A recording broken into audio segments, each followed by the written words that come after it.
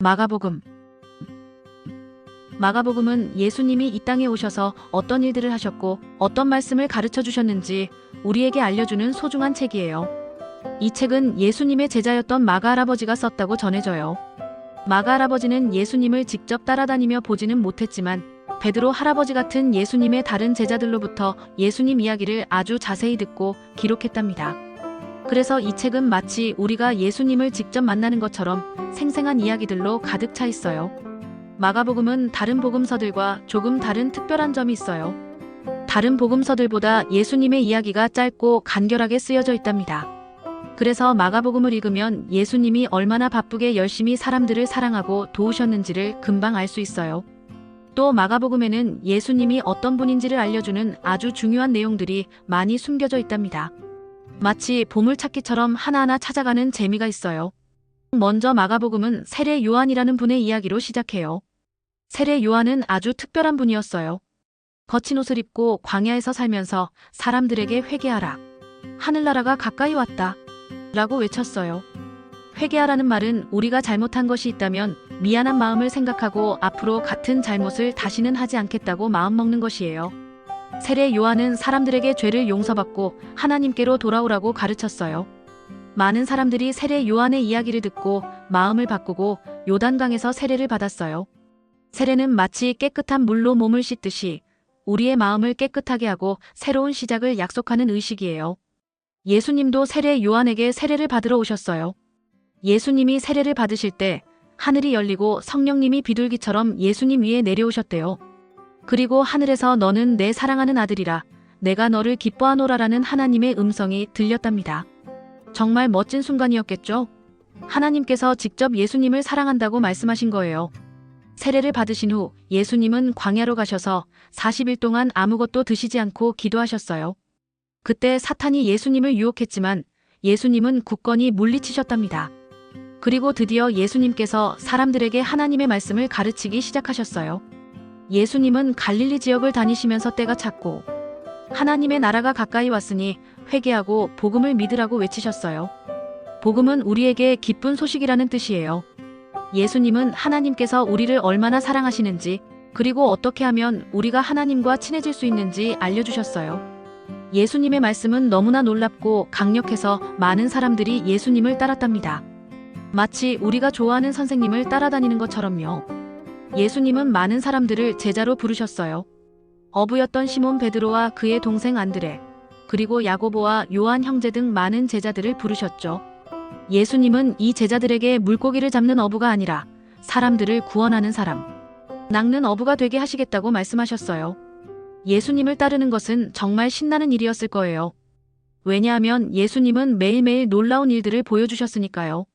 마가복음에 나오는 예수님의 첫 번째 기적은 가버나움 회당에서 귀신 들린 사람을 고치신 이야기예요. 그 귀신 들린 사람은 예수님을 보자마자 소리 질렀어요. 나사렛 예수여, 우리가 당신과 무슨 상관이 있나이까? 우리를 멸하러 왔나이까? 나는 당신이 누구인 줄 아노니 하나님의 거룩한 자니이다. 그러자 예수님은 잠잠하고 그 사람에게서 나오라 하고 명령하셨고 귀신은 소리 지르며 그 사람에게서 떠나갔어요.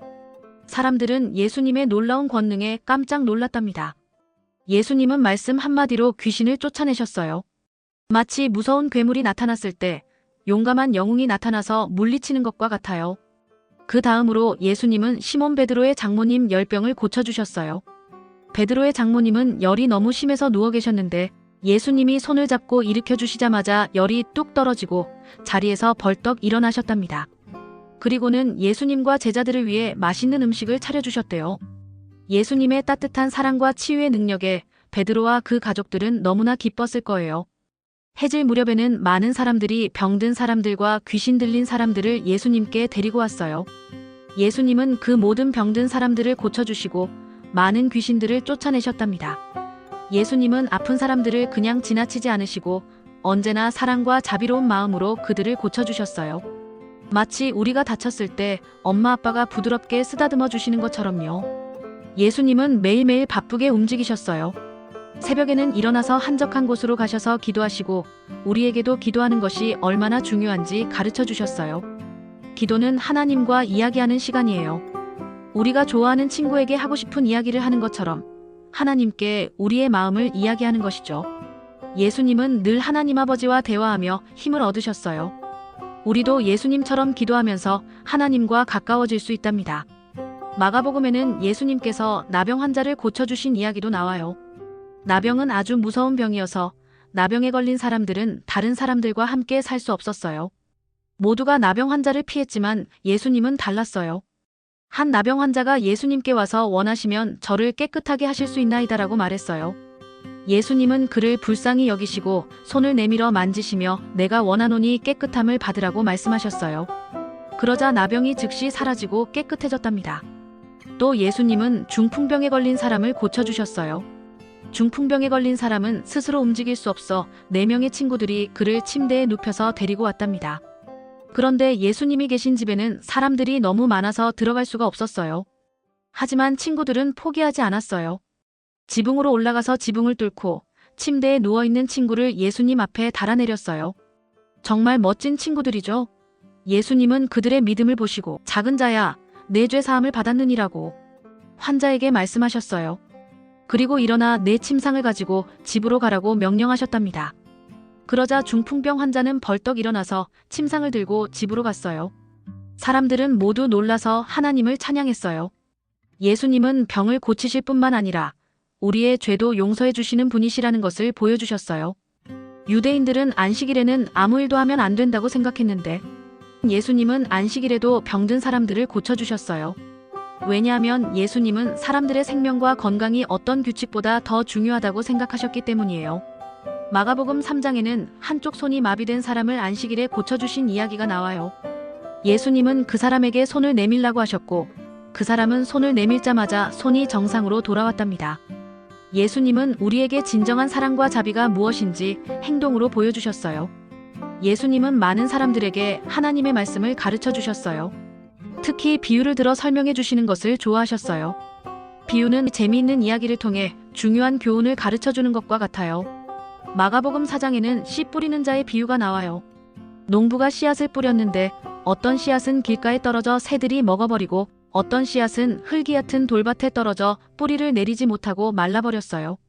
어떤 씨앗은 가시덤불에 떨어져 자라지 못했고 어떤 씨앗은 좋은 밭에 떨어져 많은 열매를 맺었답니다. 이 비유는 예수님의 말씀을 듣는 사람들의 마음을 밭에 비유해서 설명한 거예요. 좋은 밭처럼 예수님의 말씀을 잘 듣고 마음에 새기는 사람들은 많은 좋은 열매를 맺을 수 있다는 것을 가르쳐 주셨어요. 우리도 예수님의 말씀을 들을 때 좋은 밭처럼 마음을 활짝 열어야겠죠. 어느 날 예수님과 제자들이 배를 타고 가는데 갑자기 무서운 폭풍이 몰아쳤어요. 파도가 너무 높이 쳐서 배 안으로 물이 들어왔고 제자들은 너무나 두려웠어요.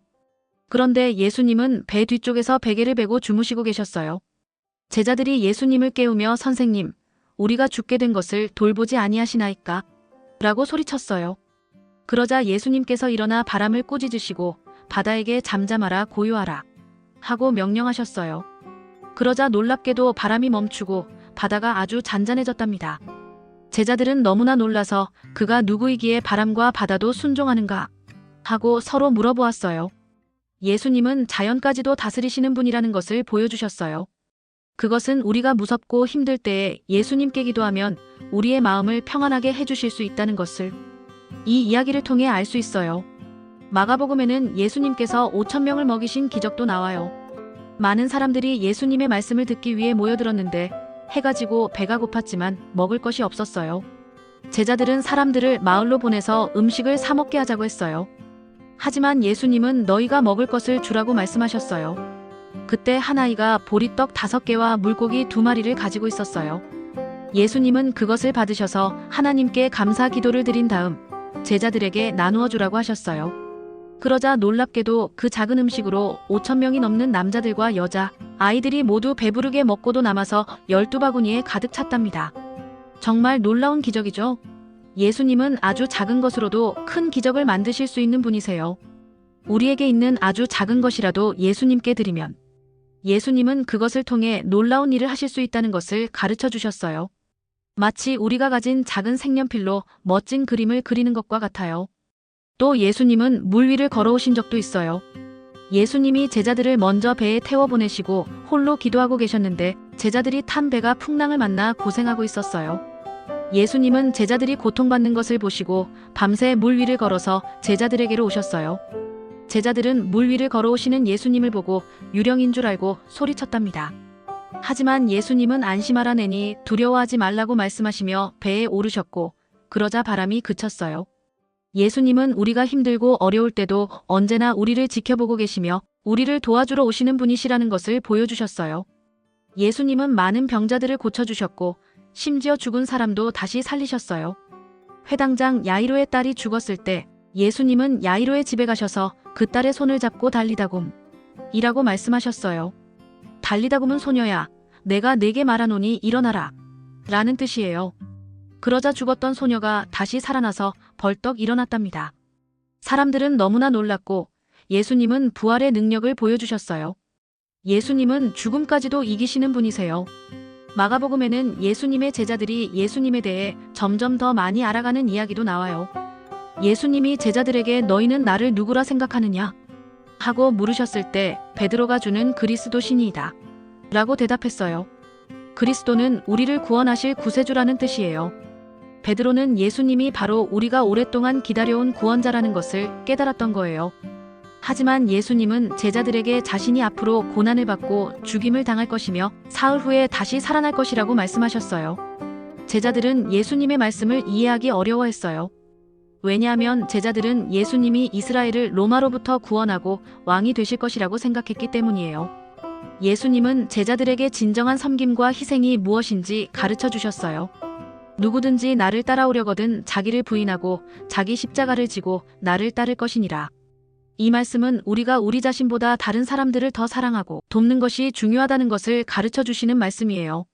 마치 우리가 친구를 위해 맛있는 간식을 나누어 주는 것처럼요. 예수님은 높은 산에 올라가셔서 기도하시다가 모습이 변하는 놀라운 일도 보여주셨어요. 베드로와 야고보, 요한 3명의 제자들 앞에서 예수님의 얼굴은 해처럼 빛나고 옷은 눈처럼 희어졌어요. 그리고 모세와 엘리야라는 아주 중요한 선지자들이 나타나 예수님과 함께 이야기를 나누었답니다. 하늘에서는 이는 내 사랑하는 아들이니 너희는 그의 말을 들으라는 하나님의 음성이 들렸어요. 이 사건을 우리는 변화산 사건이라고 불러요. 이 사건을 통해 제자들은 예수님이 정말로 하나님의 아들이시라는 것을 다시 한번 확인하게 되었어요. 마가복음에는 예수님께서 예루살렘으로 가는 길에 많은 사람들을 가르치고 고치신 이야기들이 계속 나와요. 예수님은 어린아이들을 사랑하셨어요. 제자들이 아이들이 예수님께 오는 것을 막으려고 했을 때 예수님은 어린아이들이 내게 오는 것을 용납하고 금하지 말라 하시고 하나님의 나라가 이런 자의 것이니라고 말씀하셨어요. 그리고 예수님은 어린아이들의 순수하고 믿음이 강한 마음을 아주 귀하게 여기셨답니다. 우리 친구들도 예수님의 사랑을 듬뿍 받는 귀한 존재들이에요. 예수님은 부자가 천국에 들어가는 것이 얼마나 어려운지 가르쳐 주시기도 했어요. 부자 청년이 예수님께 와서 어떻게 하면 영생을 얻을 수 있는지 물었어요. 예수님은 계명을 잘 지키라고 말씀하셨지만 청년은 자기는 이미 어릴 때부터 모든 계명을 잘 지켰다고 말했어요. 그러자 예수님은 그 청년에게 내게 한 가지 부족한 것이 있다고 하시고는 가서 내 있는 것을 전부 다 팔아서 가난한 자들에게 주라. 그리하면 하늘에서 보화가 내게 있으리라. 그리고 와서 나를 따르라고 말씀하셨어요. 청년은 이 말씀을 듣고 슬픈 얼굴로 돌아갔어요. 왜냐하면 재산이 너무 많았기 때문이에요. 예수님은 우리가 돈보다 하나님을 더 사랑해야 한다는 것을 가르쳐 주셨어요. 예수님은 예루살렘에 입성하실 때 많은 사람들이 종려나무 가지를 흔들며 호산나 찬송하리로다 주의 이름으로 오시는 이여 하고 환영했어요. 호산나는 지금 구원하소서라는 뜻이에요. 사람들은 예수님을 자신들을 구원해줄 왕으로 생각했던 거예요. 하지만 예수님은 세상의 왕이 아니라 우리의 마음을 다스리시는 사랑의 왕으로 오셨답니다. 예수님은 성전에 가셔서 성전이 장사하는 곳으로 변한 것을 보시고 화를 내셨어요. 돈을 바꾸는 사람들과 비둘기를 파는 사람들의 상을 엎으시며 내 집은 만민이 기도하는 집이라 칭함을 받으리라 하였거늘 너희는 강도의 소굴을 만들었도다라고 말씀하셨어요. 성전은 하나님을 예배하고 기도하는 곳인데 사람들이 그곳을 돈 버는 곳으로 만들었기 때문이에요. 예수님은 하나님을 예배하는 곳을 소중히 여겨야 한다는 것을 가르쳐 주셨어요.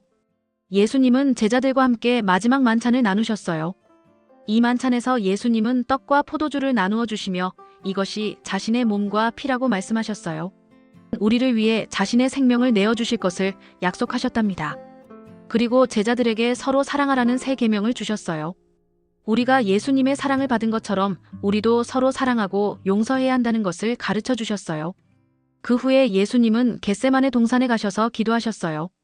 예수님은 자신이 앞으로 겪을 고통 때문에 너무나 힘드셨지만 하나님의 뜻에 순종하셨답니다. 그때 가룟 유다라는 제자가 예수님을 배신하고 예수님을 잡으러 온 군인들에게 예수님을 넘겨주었어요. 예수님은 붙잡히셔서 로마 군인들에게 끌려가셨고 많은 고난을 당하셨어요. 사람들은 예수님을 비웃고 채찍질했으며 가시 면류관을 씌웠답니다. 예수님은 아무 죄도 없으셨지만 우리를 위해 모든 고통을 참으셨어요. 그리고 예수님은 십자가에 못 박히셨어요. 십자가는 가장 고통스러운 형벌이었어요. 예수님은 십자가 위에서 엘리 엘리 라마 사박단이라고 외치셨어요. 이 말은 나의 하나님, 나의 하나님, 어찌하여 나를 버리셨나이까? 라는 뜻이에요. 예수님은 우리 죄를 대신해서 하나님으로부터 버림받는 고통까지도 감당하셨답니다. 그리고 마침내 숨을 거두셨어요. 그때 성전 휘장이 위에서 아래로 찢어지고 땅이 흔들리는 큰 지진이 일어났어요. 로마 군인 중 한 명이 예수님을 보고 이 사람은 진실로 하나님의 아들이었도다라고 고백했답니다. 예수님은 무덤에 묻히셨어요. 모든 제자들과 예수님을 따르던 사람들은 슬픔에 잠겼어요. 하지만 예수님은 말씀하신 대로 사흘 후에 다시 살아나셨어요. 마가복음에는 예수님이 부활하신 후 막달라 마리아와 다른 제자들에게 나타나신 후 너희는 온 천하를 다니며 만민에게 복음을 전파하라고 명령하셨어요. 그리고 예수님은 하늘로 올라가셨고 지금도 하나님 오른편에 앉아 계신답니다. 그리고 우리에게는 성령님을 보내주셔서 우리를 돕고 인도해 주시고 계세요. 우리는 마가복음을 통해 예수님의 용감하고 사랑이 많고 지혜로운 모습을 배울 수 있어요. 그리고 우리에게 두려워하지 말고 예수님을 믿고 따르라고 가르쳐줘요. 예수님은 우리의 모든 문제를 해결해 주실 수 있는 분이시고 우리를 영원한 행복으로 인도해 주실 수 있는 분이세요. 예수님의 사랑 안에서 늘 행복하고 멋진 우리 친구들이 되기를 바랄게요.